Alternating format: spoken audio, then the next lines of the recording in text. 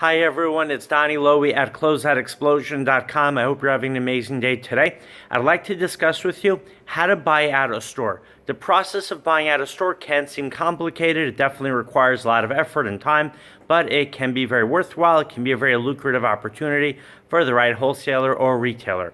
The concept of buying out a store essentially is approaching the store owner and buying out all of the merchandise, all of the contents, the furnishings, the furniture, the displays, all of the contents, everything that is located inside the store. Now, why would someone do that? Because when you buy at a store, you are essentially buying out the merchandise, you're buying all the contents, and your aim is to buy everything at below the cost, at below the wholesale price that the store owner paid. Now, why would the owner of a store sell you his or her merchandise at such a low price? Because they're either closing already or they're about to close. Maybe their business is struggling. They want to replace the inventory. They want to start from scratch. Or maybe their landlord has evicted them. Maybe they can't afford to pay the rent and they're going to have to move to a new location. And they'd rather not pay movers to transport all of the merchandise, all of the furnishings, all of the contents of their store to a new location. Or maybe they've just decided to close, business isn't going well, and they need to do something else to make a living. So now, when you look for a store to buy out, first of all, you have two approaches. You can look for a store that fits the needs of your customers, meaning if you have a dress business, you might decide to focus on buying out dress stores. And the other approach is to look for opportunities and see if those opportunities can fit the needs of your customers. In other words, let's say you sell dresses and you see a store, a shoe store, and that shoe store is going out of business. You can decide to go ahead and buy out that shoe store if you feel that your customers would buy shoes.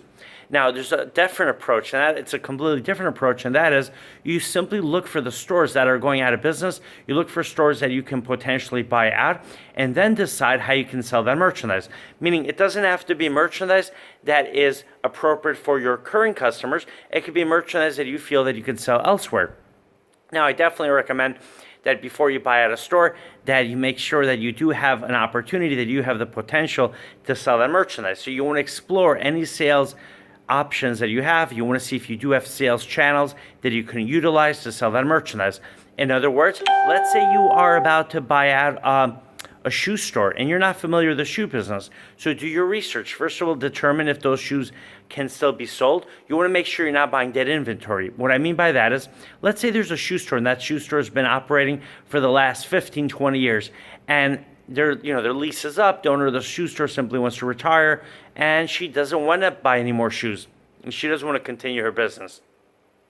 So you go to that store and you look at the shoes. If the shoe inventory is simply dead inventory, meaning that it's inventory that's been accumulated over the last 15, 20 years of that business operations, then you might not want to buy those shoes because those shoes could be very old styles. They could be by brands that are no longer popular, and it could just, they could have a faded, worn look to them, and you want to avoid those shoes. On the other hand, just because the shoes are old doesn't mean that the shoes are not going to be good sellers, right? Because there could be a brand that came back, it could be a style that's been reintroduced, or it could just be, I would say, like an evergreen style, maybe very basic conservative shoe, maybe very utilitarian shoe, such as a pair of work boots or a dress shoe for men that, where the styles don't change that often, and men still like that style of shoes. Now, once you do decide that you're going to buy out those shoes and you're going to buy out that store inventory, you want to first make sure, I would say before you actually make your final decision to buy it, you want to make sure that you have a way to sell those shoes. And this applies to any type of inventory that you're considering buying. So you want to go ahead, if you're going to use eBay, see if there's a market for those shoes on eBay.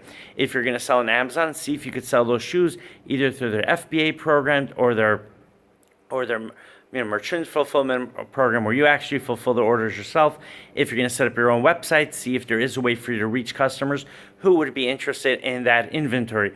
And perhaps you want to open up your own store, then you want to investigate how much your rent will cost you, and so on. If you're going to sell at a flea market, make sure that you can find a flea market that allows you to sell the type of merchandise you're considering buying, and that the customers can buy the merchandise at the price you're going to have to sell it at. Here's what I mean. Let's say you're buying out a shoe store, and the shoe store has designer shoes. Let's say they have Tory Burch shoes, and those Tory Burch shoes, I'm going to throw out a number. Let's say they retail for $300 a pair, and you're going to buy out that store. You're going to buy those shoes at $30 a pair. So it sounds to me like a really good deal, right? You're paying 10% of the original retail value. But here's the thing. you're going to have to sell those shoes, let's say at a minimum of $35, $40. You might have to sell them for as much as $50, $60 a pair because you have other expenses. If you're selling at a flea market, you have to rent the booth, you have to pay for transportation, you might have a van, you might have to hire a worker to come with you. But the idea is that you're going to have additional costs. If you're opening up a store in your neighborhood, you're going to have to pay rent, hire employees, pay for a sign for your store, and so on. So you're always going to have additional costs on top of the cost of the merchandise. So you need to make sure that wherever you are selling, even though you're offering the people an amazing, great deal, whether it's Tory Burch shoes, whether it is Guess dresses, whether it is BCBG skirts, whether it is Calvin Klein men's dress shirts, whatever price you're going to have to sell your merchandise at to make a profit, make sure that the customers in that market can afford to pay those prices. I'm going to give you a great example from my own business. I once bought out merchandise from a wholesaler, and I had Giovanni dresses. These were beautiful, beautiful Giovanni prom dresses. If I remember correctly, I looked them up, and they were selling originally for $600 to $700 a dress. Now, I was really excited. The thing is, because of the cost of those dresses, because of the price that I had to pay for those dresses, I had to sell those dresses for at least $60, $70 a dress. But my customers at the time could not afford to pay that much money.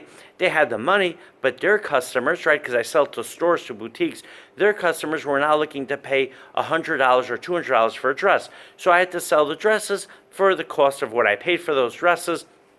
I might even have to sell them for a little below what I paid for them. But the idea is that you always have to remember, you always have to keep in mind that your customers have a budget, and you have to make sure that even though you're offering them an amazing deal, and it can be a deal that's 80, 90% below the original retail value, you still have to make sure that your customers, or that the customers of the people you're supplying to, let's say you're selling to resellers, you have to make sure that they in fact can sell the merchandise, meaning that their customers can afford to buy that merchandise.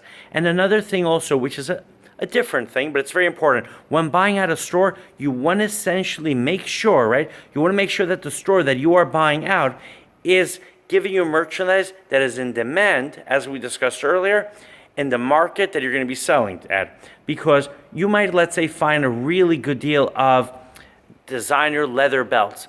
And those designer leather belts, let's say you buy at a store and you have 5,000 designer leather belts, and you're really excited to sell them. And you say to yourself, okay, your customers, let's say at your flea market booth, or your customers at your boutique, they can afford to buy those belts at double the price that you paid for them. So let's say you bought out a store that carried designer leather belts, and your cost per belt was $5 per belt, and the belts retail for $100 a belt, and you could sell those belts to your customers easily, let's say for $20 a belt. So you're really excited. But the thing is, what if your customers can only buy 100 belts, meaning you only have enough customers to sell 100 belts or 200 belts? What are you going to do with all the other belts that you bought? So you have to make sure that you have another sales channel to sell those dresses, and that in fact the other sales channel can afford to pay the price that will allow you to make a profit on those belts. Right now, as far as finding stores that are going out of business, the best thing I would recommend is to actually drive around your area. Anytime you visit a new town, a new city, a new neighborhood, drive around. And if you see a sign that says going out of business, store closing, or if you see a sign that says, clearance, price reductions up to 90% off, up to 60, 70% off, that should be a good indication that the stores are about to close or that the store is closing, right? If the store has a sign that says going out of business, then you definitely know the store is going to close soon. If the store has a sale, which is a very, very aggressive sale, meaning very, very big discounts, that's a very good indicator that the store is going to go out of business. The next thing is you go into that store, speak to the owner of the store, let him know that you are interested in buying the entire contents of the store. Now, here's the important thing. You have to be ready and able and willing to buy the entire contents of the store. Because if all you could do is buy, let's say, a small, percentage of the inventory, the owner of the store is not going to be that excited to give you a really good deal, because the owner of the store wants to sell all of the merchandise in the store. So essentially what you want to do is you want to make an offer for the entire contents of the store. This way you're able to give the owner of the store, a really good opportunity. And the owner of the store is going to be excited. They're going to be able to sell out all the merchandise that they have and all the furnishings, everything they've accumulated in one shot. Now, what happens if let's say you're in a situation where you are ready to buy at a store and you love the inventory in the store, but guess what? the inventory of the store, let's say 90% of the inventory is great, 10% is not great? What if 80% is great, 20% is not great? Just make sure that you're paying a price that makes sense. So even if you can't sell 10, 20% of that merchandise, you still come out ahead and you're still able to make money. The key is to do your math very carefully, right? Because if, let's say, for instance, you go to a store and they have beautiful, beautiful, beautiful dresses and you want to buy out the entire contents of the store. But let's say in addition to those dresses, let's say we're going to make it easy. They have 100 dresses and they have 10 handbags. But those handbags are old styles and no one's interested in those handbags. And you buy out, the 100 dresses and the 10 handbags.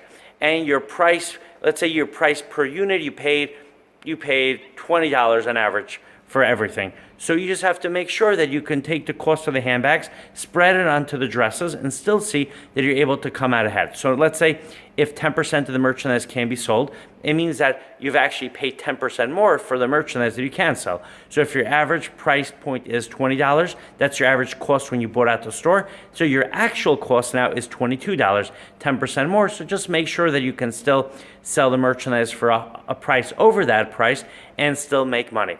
All right, so I hope you enjoyed this video.